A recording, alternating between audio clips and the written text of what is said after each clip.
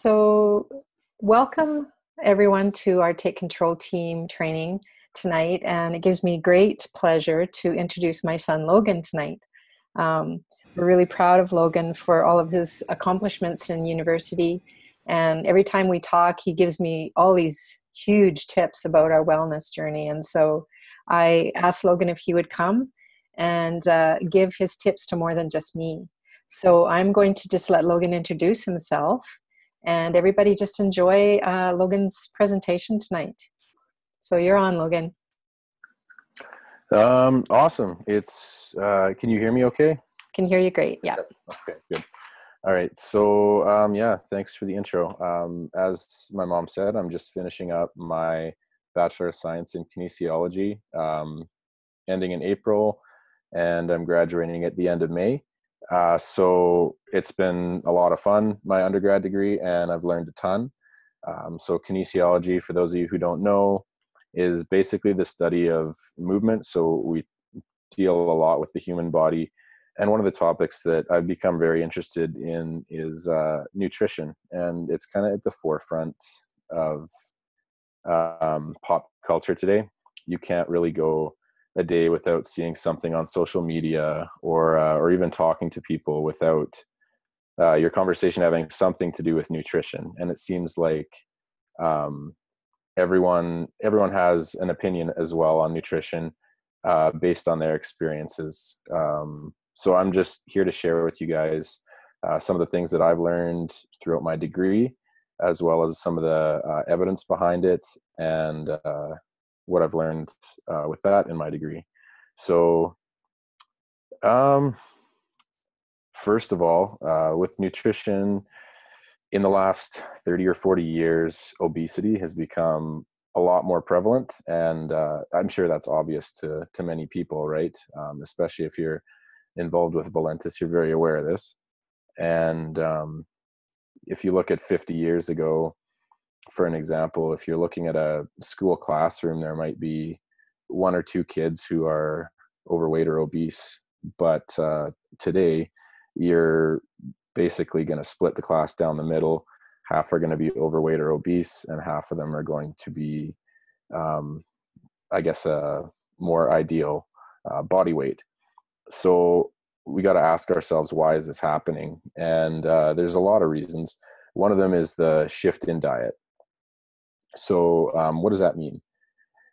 Over the last 30, 40 years, there's become a reliance on processed foods. So people are spending a lot less time preparing meals, a lot more time eating out, quick meals on the go, less meals eaten as a family. I know I can attest to that, and it's difficult too.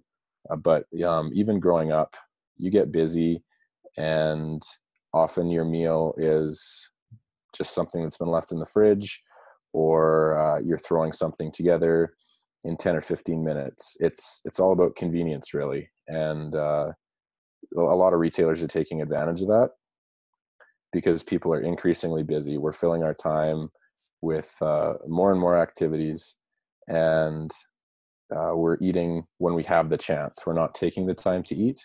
We're eating when we have 10 or 15 minutes, or we're eating when we have 5 minutes between other activities. We're not sitting down and cooking that meal quite as often. So that's one of the really big contributors towards this increased trend in obesity lately. So one of the things that I noticed with my parents when they started their journey with Valentis is they saw some pounds being shed, and they wanted to improve other aspects of their lifestyle as well to help supplement that and sustain that loss. So now they eat much healthier than they did before. And it's not just that they'll try and eat a couple of healthy meals and still have all the unhealthy food. They're a lot more consistent about it. And that's really helped them maintain their success and continue their success. And it's not only the weight loss, but I'm sure they're much healthier with many different metabolic factors or disease risk factors.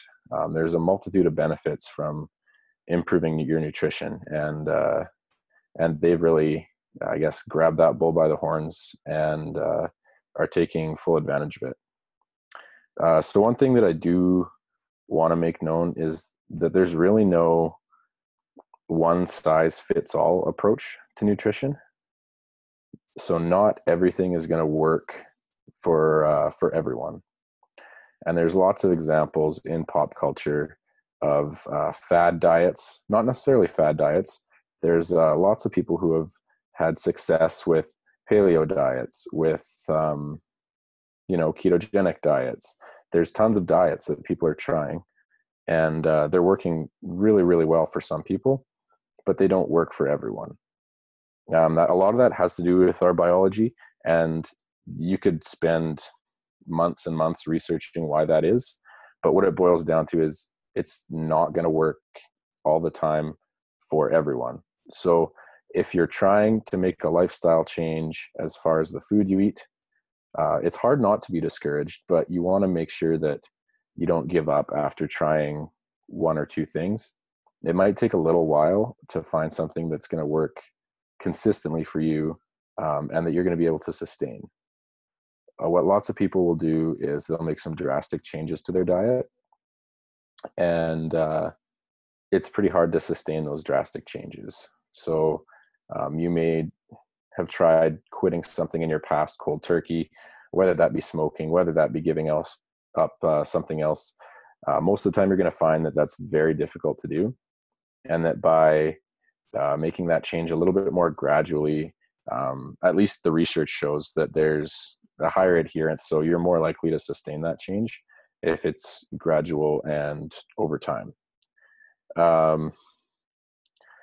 Another common misconception is that by exercising, we're going to lose weight. So we can continue our bad diet, and as long as we increase our exercise, we're going to lose that weight, or we're going to maintain our weight. But that's also shown not to be as true as we would think as well. And a lot of the research there shows that the calories you put in your body are a lot more important than the calories that you expend, the calories out of your body, when it comes to losing weight. So not all calories are created equally. Most of you probably know that. So if you're having a bag of chips, I know this from experience, about 1,000 to 1,500 calories in most bags of chips. Can eat it in one sitting, done it many times. But those 1,500 calories definitely are not equal to 1,500 calories of real food. 1,500 calories of real food would be, if you had that in eggs, that would be, I don't know, that's over 30, that's 30 eggs, or it's, the quantity is much greater. So you'll find that by eating just real unprocessed food, you're consuming less calories overall without the junk food. So the calories in overall are much more important than the calories out. And it's actually kind of surprising that some of the research has shown that even with athlete populations on a calorie restricted diet. So one example that I came across, one research study that was presented to me, there was a professor who ate only Twinkies for a month. He limited his intake to 1,800 calories in Twinkies, and that's all he consumed for a month. He consumed a multivitamin, so he wasn't as malnourished, but just a multivitamin and Twinkies. And what he found is, because of his calorie restriction, he still lost the same amount of weight as someone eating 1,800 calories of real food. They lost the same amount of weight, but his other health markers were significantly worse. His cholesterol, his HDL, so his bad cholesterol levels, were 40% higher than when he initially started, and there were no benefits to doing that. But restricting your calories, the point of that, bringing that up, is that restricting your calories, regardless of how you do it, can lead to weight loss. That does not necessarily mean it's healthy, and does not necessarily mean it's sustainable. So By eating a very restricted diet, some people will go to extremes, 500, 1000 calories a day. You're going to see the number on the scale dip, but you're not going to be healthier for it, and you're not going to be able to sustain that change.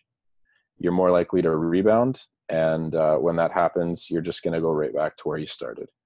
So would not recommend that at all. One question that I come across a lot is there are a lot of myths out there about nutrition, or it's confusing to figure out which information is real or comes from a reputable source. And part of this is due to the poor design of the system, I think. So information tends to get lost in translation, no matter how you look at it. So you may have played a team building game at one point in your life where one person starts and you have to whisper something to the person next to you. And by the time it gets to the end of the line, it ends up getting interpreted as something completely different.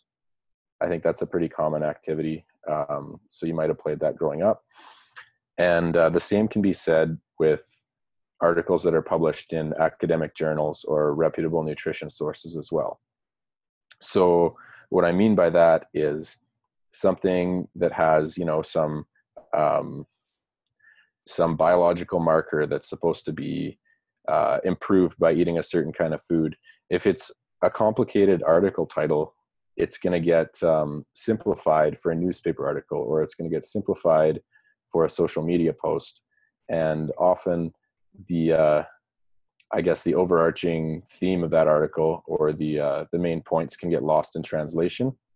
Then that's where some of this miscommunication comes from.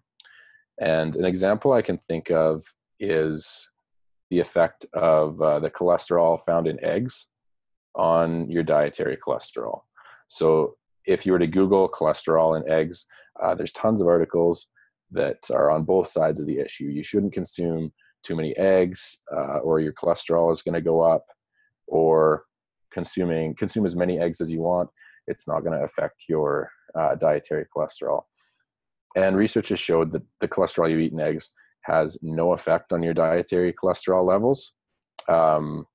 And I personally eat over a flat of eggs a week, over 30 eggs a week. And I've been to the doctor. My cholesterol is not irregular. It has not been shown to have an effect on cholesterol. However, you have to kind of look at the foods you eat with eggs. So if you're having eggs, some people are having bacon, they're having sausages, they're having butter, right? And these are all foods high in fat that are more likely to cause that high cholesterol. So you can kind of see where the association of eggs with high cholesterol comes from based on those other foods you're consuming. And that can be said a lot of the time. So you just have to look critically at what it's saying. And not everything is just cause and effect. Eggs have cholesterol in them. It must be bad cholesterol. They must be contributing to your poor cholesterol. So it's not just, a linear relationship a lot of the times. There are many underlying factors. And so we can't make these jumps all the time. It's kind of a complex topic. But I think eggs is one of the good examples of that most people would know about. Additionally, with weight loss, it's not all about the number on the scale as well. Lots of people are relying on that. And yeah, it's important to lose body fat to be healthy, especially around your vital organs. But a change in body composition is important as well.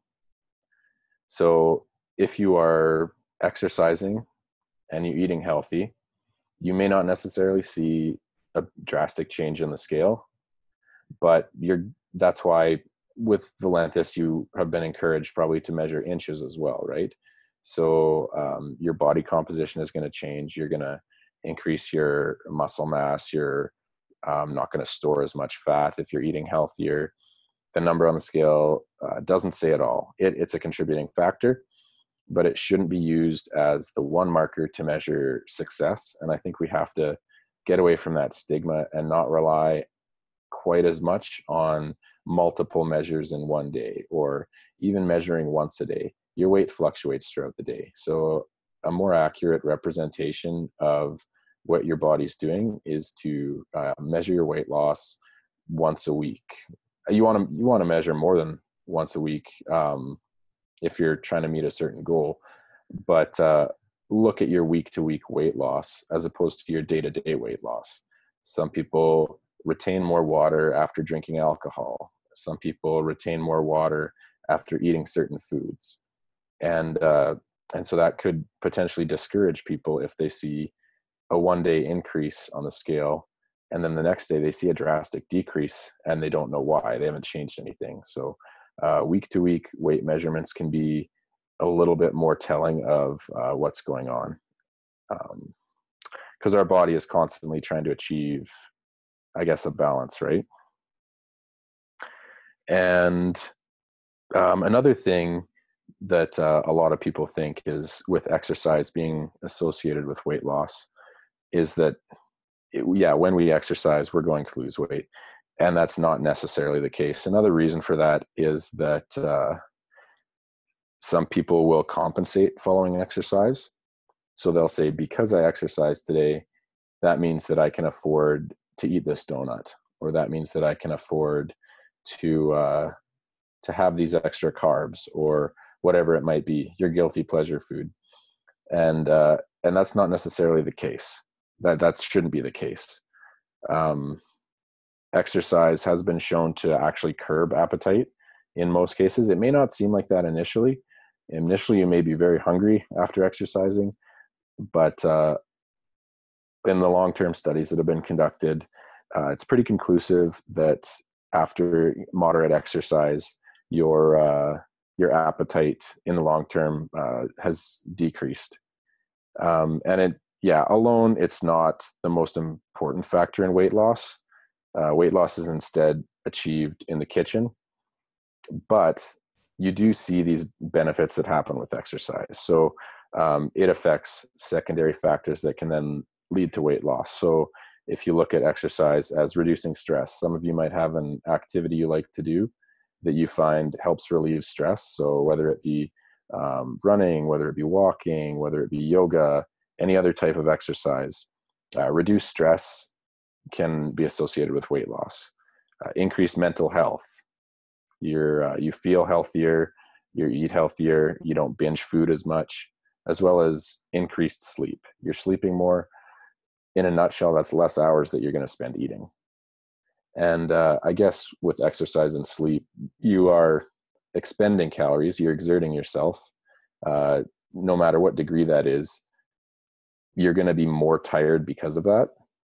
So it can even be as simple as you sleep an extra 20 minutes at night because you're tired. You go to bed 20 minutes earlier.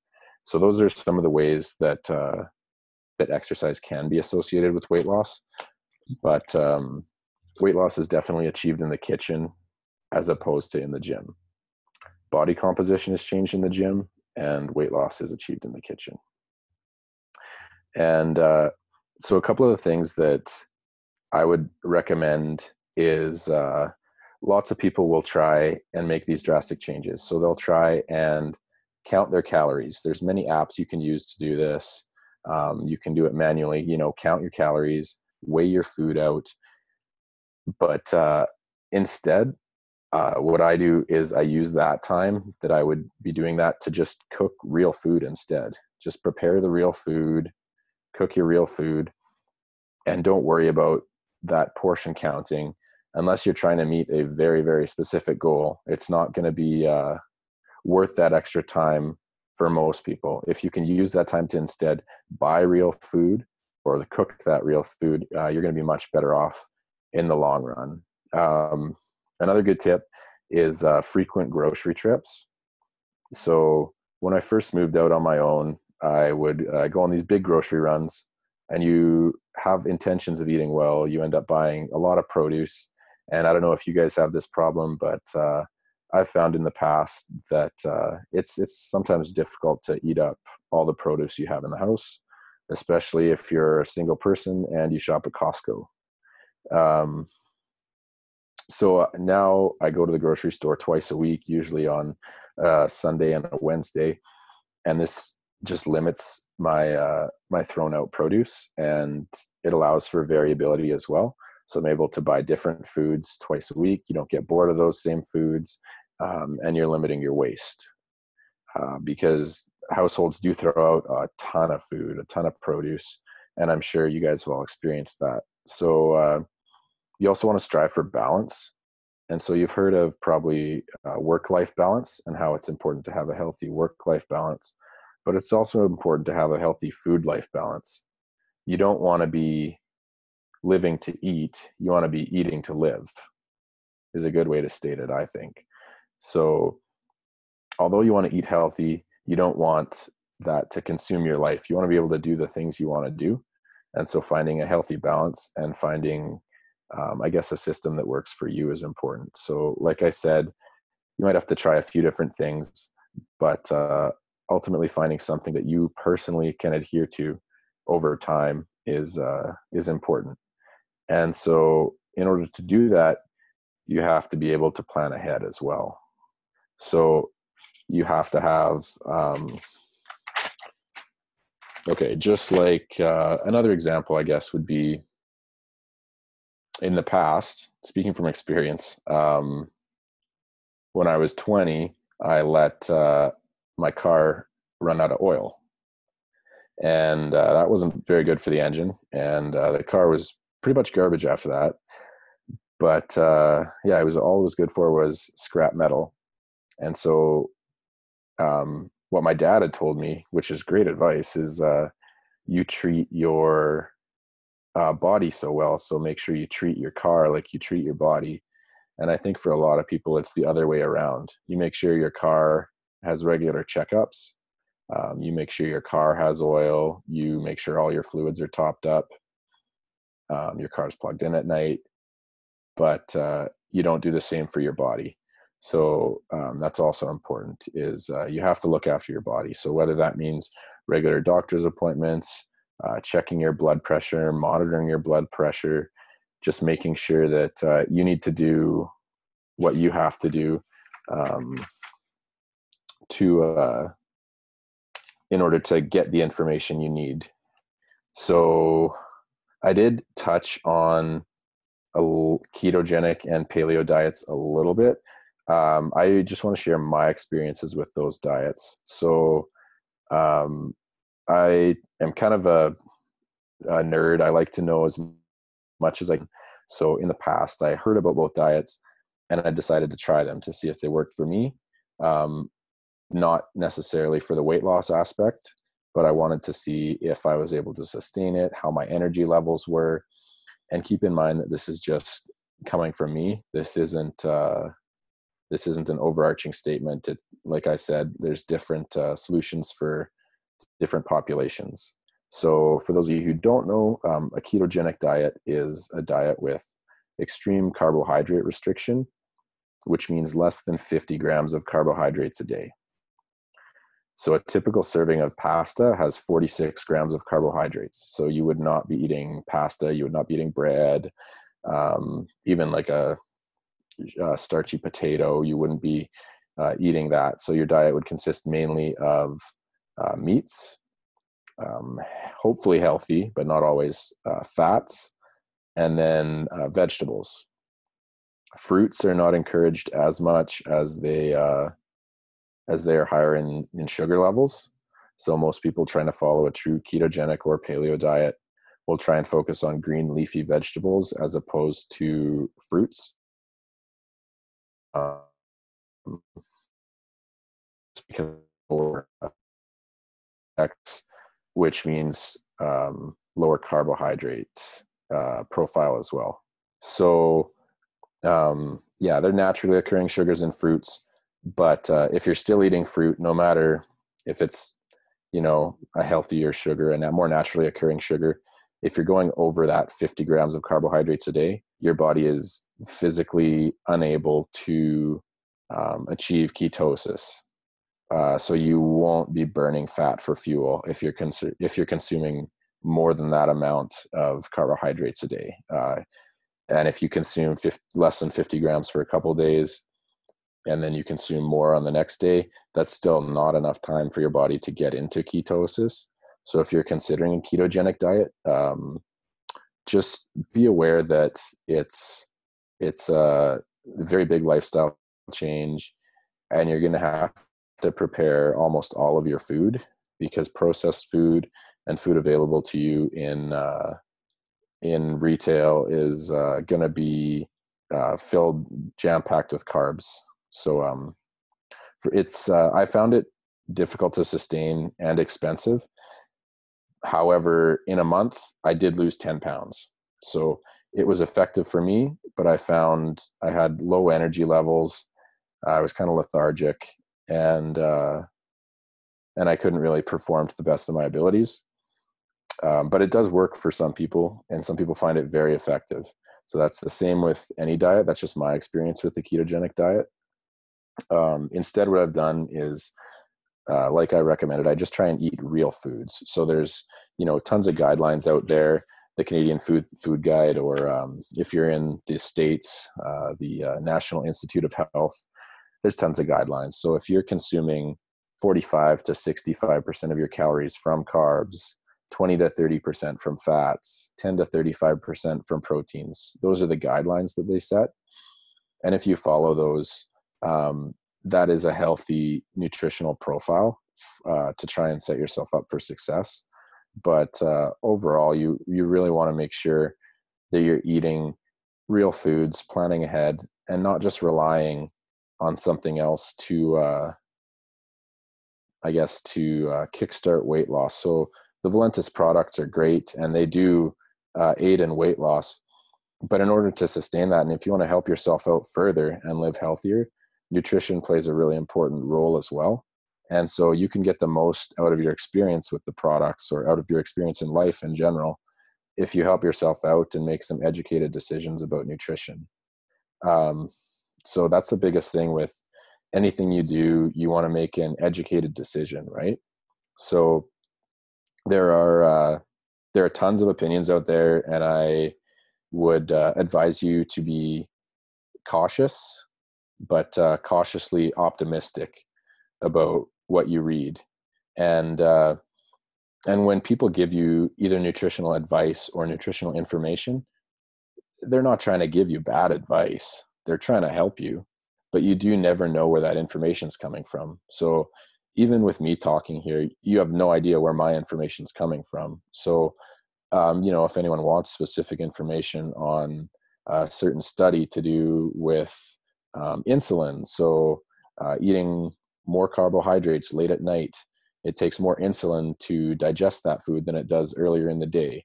There's tons of little specifics like that. If you want any information on something like insulin, or information on antioxidant rich foods, or are there any potential downsides to antioxidants, you can contact my mom, who can contact me. You can leave a message in the Take Control group. I can cover specific topics like that. There's really tons of nutritional information that you could spend your whole life researching, and people do spend their whole lives researching. And so it's really important to try and find out, where the source of the information is, and that you are making an informed decision overall. And just like you would for your car, you want to make an informed decision. So you want to make an informed decision for your body as well. And I think I'm running out of time here, so I will leave it there. I'm going to give the mic back to my mom. But Kathy, if you guys have any questions, or you want me to talk about or give you information on any specific nutritional questions or opinions, any links to some articles, I can provide you with that. Just let me know, and I'll help out in any way I can. If I don't directly know the answer, my professor for an advanced nutrition course I'm currently taking is a registered dietitian, so I can bring questions to him as well. And yeah, I'm just all for learning new information, just like you guys who joined me tonight. So thanks for listening to me stumble through this information a little bit. And I hope you learned a little something, and I hope to learn from you guys in the future as well. Thanks very much, Logan. Appreciate that. Was amazing. I do have a few pages of notes that I know some things you have told me already, and I've just written them down again. And I know I always say this, take care of your body because it's the only place you have to live in. For sure. So I appreciate you. And I'm just going to call Mike on to close our training tonight. So again, Mike, come on, and thanks, Logan, very much.